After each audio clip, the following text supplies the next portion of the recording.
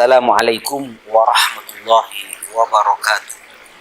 Bismillah, alhamdulillah, wassalatu wassalamu ala rasulillah Sayyidina Muhammad ibn Abdillahi wa ala alihi wa ashabihi wa man tabi'ahu wa wala amma ba'du. Ma'asyiral muslimin, dimanapun saja berada, berbicara bulan Ramadan, Ramadan bukan hanya dikenal sebagai syahrus siyam, bulan puasa. Tidak hanya dikenal sebagai bulan puasa, tetapi Ramadan juga dikenal sebagai syahrul Quran, bulan Al-Quran. Saudara-saudara sekalian, kenapa disebut syahrul Quran? Karena bulan Ramadan Al-Quran diturunkan. Syahrul Ramadan alladzi unzila fihi al-Quran. Syahrul Ramadan, bulan Ramadan adalah bulan di dalamnya Al-Quran diturunkan. Inna anzalnahu fi lailatul qadr. Wa ma adraka ma lailatul qadr. Lailatul qadri khairum min alfi syahr. Inna anzalna, sesungguhnya aku menurunkan Al-Quran fi lailatul qadar, di saat lailatul qadar, yakni malam lailatul qadar, di mana lailatul qadar dikatakan khairum min alfi syahrin, lebih utama apabila kita beribadah di dalamnya dibanding waktu 1000 bulan. 1000 bulan itu sama dengan 83 tahun 4 bulan. Penjelasan ini menegaskan kepada kita bahwa Al-Quranul Karim diturunkan di bulan Ramadan. Al-Quran secara keseluruhan, satu paket, ya, turun dari Lauhil Mahfuz dari Allah Subhanahu wa Ta'ala ke langit dunia itu pada saat Lailatul Qadar itu. Inna anzalnahu fi lailatul qadar. Kemudian dari langit dunia diturunkan kepada Nabi Muhammad dibawa oleh Malaikat Jibril itu pada saat yang dikatakan 17 Ramadan itu, yakni Yaumal Taqal Jam'an, di saat perang Badar bersamaan dengan suasana itu turun Yaumal Taqal Jam'an, Al-Quran yang pertama atau surat yang pertama waktunya, ya. Ini bulan Ramadan tanggal 17 yang kita kenal dengan peringatan nuzulul Quran. Itu yang kita pilih. Yang turun pertama tentu Iqra bismi rabbikal ladzi khalaq. Khalaqal insana min 'alaq.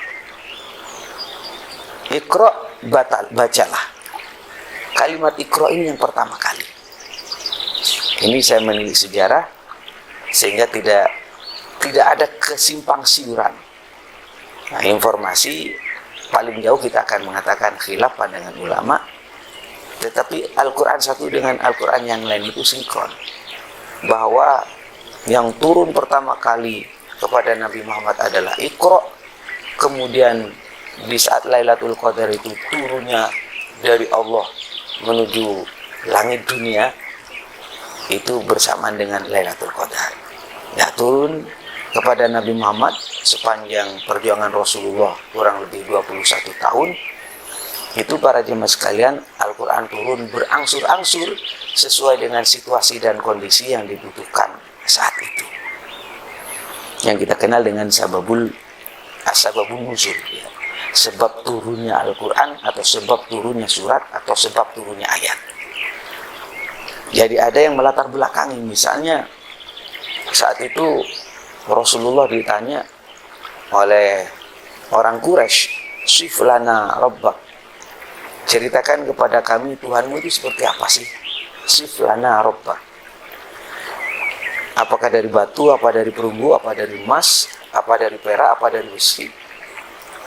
Maka kemudian turunlah ayat Al-Ikhlas, misalnya Qul huwallahu ahad. Katakan Muhammad, huwa, dia adalah Allah, ahad yang satu. Allah itu satu. Qul huwallahu ahad, Allahus samad, Allah tempat bersandar. Allah Subhanahu wa taala tidak melahirkan, walam yulad, dan tidak dilahirkan oleh siapapun.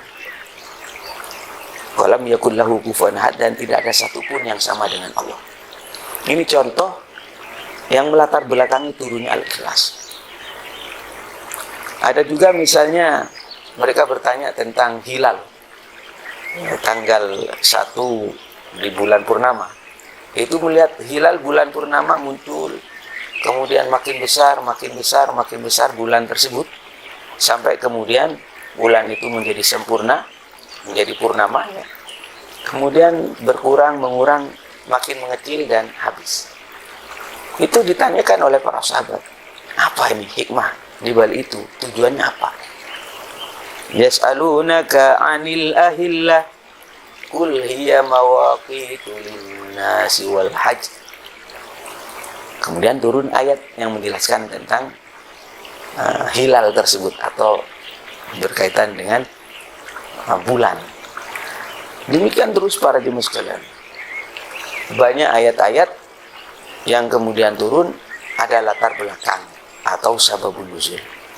Itu berjalan selama kehidupan Rasulullah SAW. Nah, setiap bulan Ramadan ini Rasulullah dengan malaikat Jibril itu tadarusan gampang. Jadi menderes lagi, mengulang lagi terhadap Al-Quran yang sudah diturunkan tersebut. Nah, susunan mulai dari Al-Fatihah sampai An-Nas itu tauqifi, artinya memang langsung arahan Rasulullah SAW. Ya, awalnya tidak dicatat, tidak ditulis. Kemudian ada sebagian para sahabat yang mempunyai inisiatif untuk menulis Al-Quran, khususnya setelah wafatnya Sayyidina Rasulullah Muhammad SAW, karena begitu banyaknya para sahabat yang wafat, yang wafat di dalam peperangan, kemudian juga yang hafal Al-Quran ini banyak yang meninggal dunia. Maka kemudian ditulis berupa mushaf yang ditulis pada kulit pelapah kurma, pada kulit hewan dan sebagainya. Artinya tidak bisa dibayangkan itu betapa besarnya itu, apa bentuk mushafnya itu. Nah, kalau sekarang kan Al-Quran, bahkan sekarang sudah masuk ke aplikasi-aplikasi di dalam HP kita. Saudara-saudara sekalian, ini pembahasan secara umum yang saya kutip di dalam kitab Al-Jami' li Ahkamil Quran, menjelaskan tentang bagaimana proses Al-Quran itu diturunkan. Saya ingin tekankan di dalam kesempatan ini adalah fungsi daripada Al-Quran. Al-Quranul Karim yang pertama adalah berfungsi sebagai hudan lil muttaqin, petunjuk bagi orang yang bertakwa. Jadi kalau ingin mendapatkan ridho Allah, ingin tahu mana jalan yang diridhoi oleh Allah, mana yang dimurkai oleh Allah, mana perintah Allah, mana larangan Allah, ya ke Al-Quran. Ini yang pertama. Dzalikal kitabu la raiba fihi hudan lil muttaqin. Dzalikal kitab, ay hadzal kitab, Al-Quran ini adalah hudan lil muttaqin, petunjuk bagi orang yang bertakwa. Tidak ada keraguan, sudah pasti dari Allah. Kemudian diturunkan kepada Nabi Muhammad. Al-Quran itu fungsinya hudan lil muttaqin, petunjuk bagi orang yang bertakwa. Yang kedua, Al-Quran itu ya berfungsi sebagai i'jaz, sebagai mukjizat, bukti bahwasanya Nabi Muhammad benar-benar seorang Rasul. Jadi para Nabi, para Rasul, mulai dari Nabi Adam, terus ada Nabi Nuh, Nabi Idris, Nabi Saleh, Nabi Ibrahim, Nabi Musa, Nabi Isa, dan seterusnya. Sampai kepada Nabi Muhammad SAW. Itu para Rasul membawa bukti kerasulannya. Dan itu dikenal dengan mukjizat. Masing-masing punya mukjizat. Nabi Musa dengan tongkatnya, Nabi Isa bisa menghidupkan orang mati, bisa menyembuhkan orang yang sakit mata, buta dari lahir, itu disembuhkan. Bukan satu, bahkan ribuan. Nabi Ibrahim dibakar hidup-hidup, tidak angus, tidak mati, tetapi beliau selamat. Itu mukjizat. Nabi Muhammad juga punya mukjizat. Selain Al-Quran ada. Misalnya Rasulullah pernah satu ketika meletakkan tangannya di dalam air yang ada di baskom. Baskomnya kecil, airnya juga nggak banyak, tapi tangan Rasulullah ditaruh di sana, kemudian bisa diminum, bisa dipakai wudhu oleh banyak sahabat, ratusan, bahkan ada yang mengatakan ribuan saat itu. Nah ini saudara-saudara sekalian, mukjizat itu artinya amrun khariqun lil 'ada, sesuatu yang di luar nalar manusia, di mana mukjizat itu berfungsi sebagai pendamping bukti bahwa seseorang tersebut benar-benar Rasul. Kalau dia mengatakan saya Rasulullah, saya utusan Allah, mana buktinya? Ini mukjizatnya. Dan mukjizat itu tidak terkalahkan. Dari sekian mukjizat-mukjizat yang saya ceritakan tadi, ini sirna dan hilang bersamaan dengan wafatnya para nabi dan para rasul tersebut. Termasuk mukjizat yang ada pada Nabi Muhammad SAW. Nah, tapi yang masih bisa kita rasakan dan kekal sampai hari ini dan sampai hari kiamat adalah mukjizat Al-Quran. Mukjizat Al-Quran. Al-Quran ini sebagai bukti bahwasanya Nabi Muhammad benar-benar Nabi dan dibekali sama Allah dengan mukjizat bernama Al-Quran. Apa mukjizatnya? Apa hebatnya? Yang pertama, Al-Quran itu kalau dibaca berulang-ulang tidak membosankan. Kalamun qadimun la yumallu sama'uhu. Al-Quran itu apabila dibaca tidak membosankan. Berapa kali kita membaca Al-Fatihah misalnya dalam sholat zuhur, asar, maghrib, isya, subuh, itu 17 rakaat, berarti paling sedikit kita membaca 17 Fatihah. Fatihah bagian daripada Al-Quran. Belum lagi sholat tarawih, sholat tahajud, sholat witir, sholat duha, sholat tasbih. Belum lagi kita baca kirim Fatihah kepada almarhum dan almarhumah dan seterusnya. Berulang-ulang kita membaca Al-Fatihah, kita tidak merasa bosan. Aneh? Iya. Ajaib? Iya, nyata itu. Kok bisa ya? Beda misalnya kalau kita mendengarkan ya lagu-lagu hit, lagu-lagu populer zaman sekarang. Ya mungkin hari ini orang senang di setel berulang-ulang, diputar berulang-ulang. Tapi pada masanya lagu tersebut akan membosankan juga dan akan menjadi lagu kenangan, lagu nostalgia. Al-Quran tidak.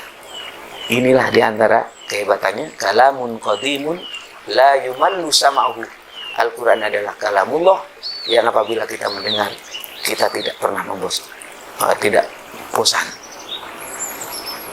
Yang kedua, para jemaah sekalian, Al-Quran itu pernah menantang orang-orang Arab, di mana saat itu sastra Arab, para penyair-penyair Arab yang luar biasa. Bahkan di situ ada festival Uqad namanya, atau pasar Uqad, di mana festival tersebut menampilkan berbagai macam kehebatan-kehebatan bangsa Arab saat zaman Rasulullah itu. Dan termasuk juga adalah kemampuan bersastra, bersyair, mengungkapkan dengan kata-kata. Luar biasa saat itu. Tetapi Rasulullah Shallallahu Alaihi Wasallam dengan Al-Qurannya dan tantangannya kepada mereka agar membuat seperti Al-Quran. Jangan banyak-banyak, kalau Al-Quran utuh itu terlalu banyak lah. Hanya diminta coba buatkan satu surat saja seperti Al-Quran. Dan mereka nggak ada yang bisa. Saat itu di mana orang dianggap ahli sastra, ahli bahasa, ahli balaghah, bayan, badi, mu'aninya, fasohahnya, luar biasa. Tapi tidak ada satupun yang bisa menjawab tantangan Al-Quran melalui Nabi Muhammad tentunya. Wa in kuntum fi raibim mimma nazzalna ala abdina fa'tu bi suratin min mislih wada'u syuhada'akum min dunillahi in kuntum shadiqin. Wa in kuntum fi raibin, apabila kamu semua itu masih ragu, dalam keraguan, bimbang, benar nggak ya Al-Quran itu dari Allah, diturunkan Nabi Muhammad, jangan buatan Muhammad. Kalau kamu ragu, fa'tu bi suratin min misli, maka datangkan satu surat saja seperti Al-Quran. Ini tidak banyak. Satu surat itu paling sedikit 3 ayat. Misalnya inna a'tainakal kautsar fasholli li rabbika wanhar inna syani'aka huwal abtar. Fa'tu bi suratin min misli. Buatkan satu surat seperti Al-Quran. Jangan sendirian. Wada'u syuhada'akum, ajak teman-temanmu. Ya. Berkoalisilah. Satukan ilmu bagaimana sekiranya membuat Al-Quran seperti Al-Quran. Kehebatannya itu. Ajak semuanya selain Allah tentunya. Wada'u syuhada'akum min dunillahi in kuntum shadiqin, apabila kamu benar. Tuduhannya benar bahwasanya itu Al-Quran bikinan Muhammad. Kalau tuduhannya benar, coba. Tentunya kalau bikinan manusia bisa dilawan dong. Fa illam taf'alu wa lan taf'alu fattaqun nar allati waquduha an-nas wal hijarah uiddat lil kafirin. Fa illam taf'alu, apabila kamu tidak bisa menjawab tantangan ini, tidak bisa membuat seperti Al-Quran, satu surat seperti Al-Quran, walan taf'alu, dan kamu nggak bakalan bisa. Jadi kamu kalau nggak bisa, dan nggak bakalan bisa, sudah dipastikan oleh Allah, kamu nggak bakalan bisa. Maka fattaqun nar, nyerah saja kamu. Nyerahlah. Takutlah kamu kepada api neraka, allati waquduhan nas wal hijarah, di mana bahan bakar daripada api neraka itu adalah manusia dan batu-batu.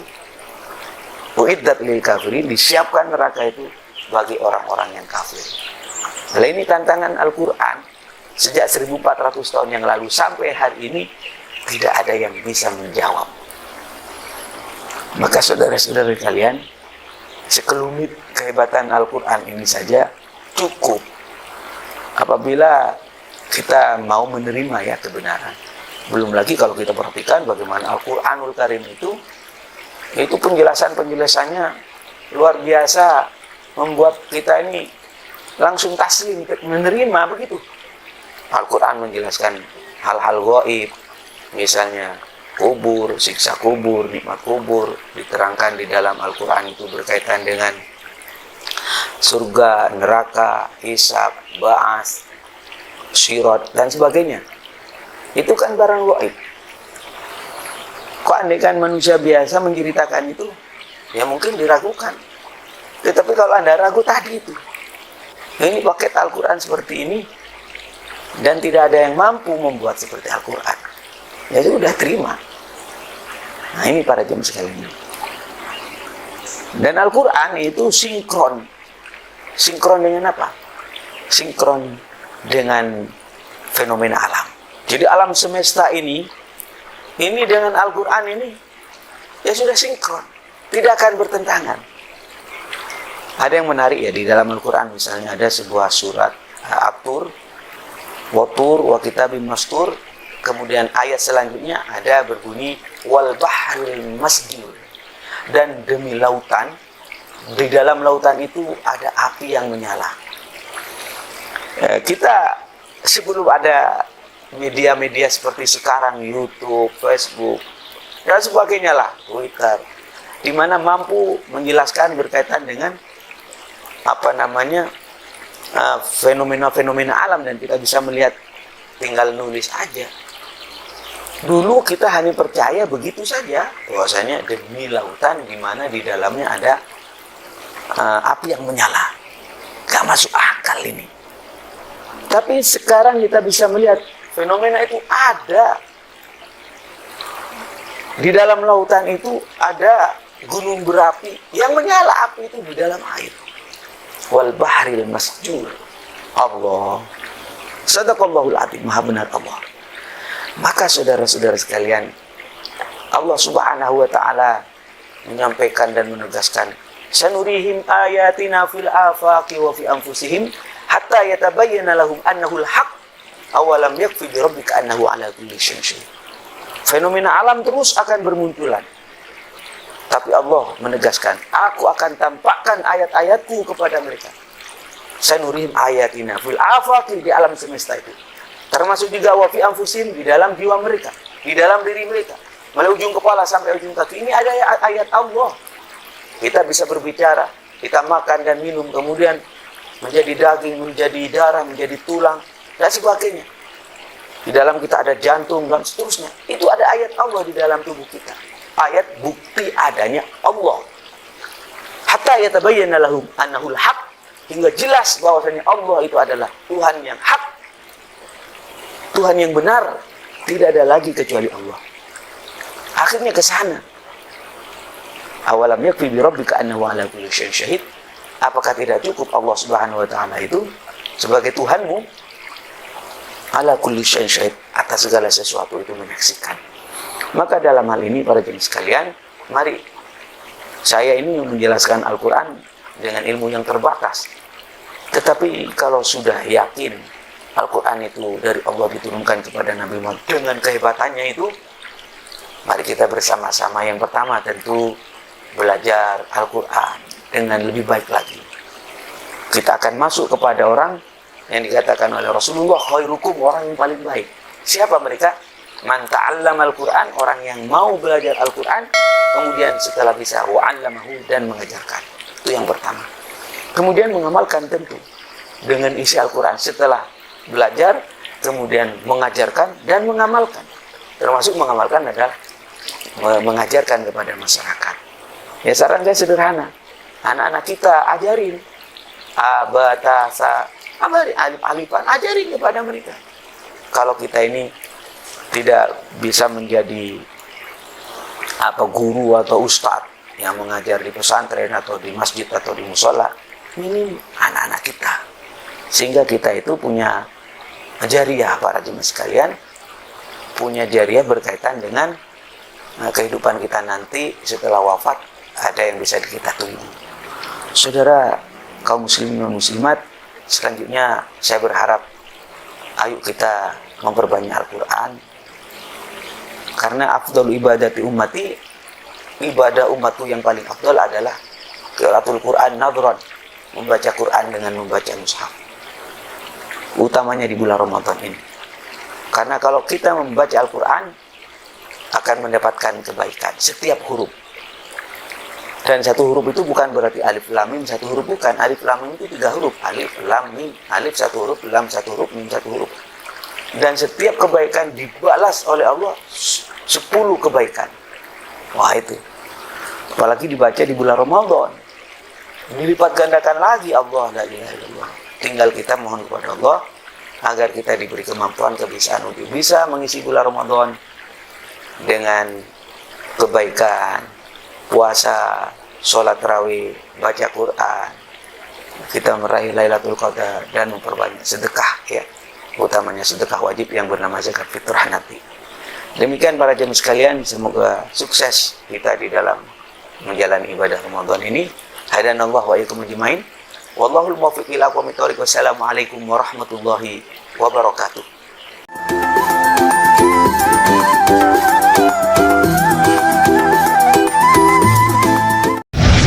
Sebelum tidur renungkan amanah, alhamdulillah formula amanah. Baca siwak dan habatus sauda, jaga amanah formula amanah. Jaga amanah dengan formula amanah.